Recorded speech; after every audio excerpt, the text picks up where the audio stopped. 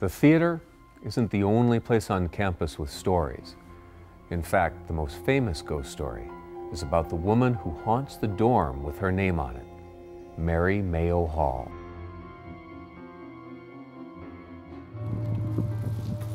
No one has ever seen her, but different phenomena have occurred. I've heard all the stories, yes. Most of them, I guess. Most of them center around West Circle because they are some of the original residence halls on campus. And probably the most prominent one is Mary Mayo and the ghost of Mary Mayo, who continues to visit year after year. Mayo Hall is the oldest resident hall on campus, and it has been rumored for years, ever since I've been here, to be haunted. Lights going on, noises, doors closing, things like that. This is the famous piano area that plays by itself. Mary Mayo has been known to put a few tunes out on it. Well, when I was a student at Michigan State back in the early 70s, there were the urban myths.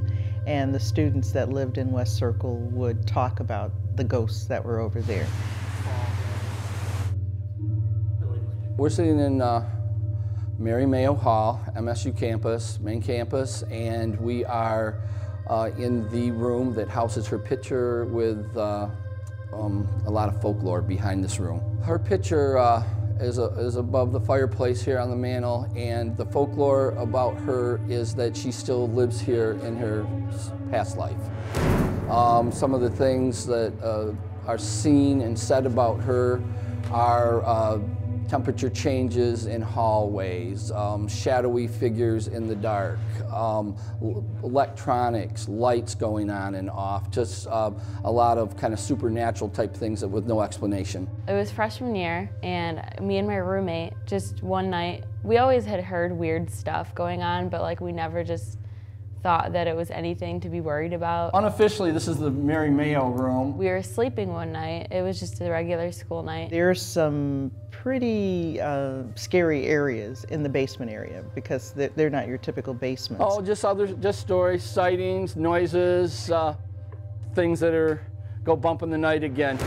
And I woke up and I looked at my alarm clock. It was about around 3 in the morning. And some of them were old coal chutes or, old storage rooms. So they're not anywhere where I would want to go all the time. And I had heard something running, like not a human run. Like there was no way someone could run that fast in the small allotted dorm room space. And the students kind of put their own spin on these places. I turned up and I saw my roommate flash up just right at the same exact time that I did. We both had heard it.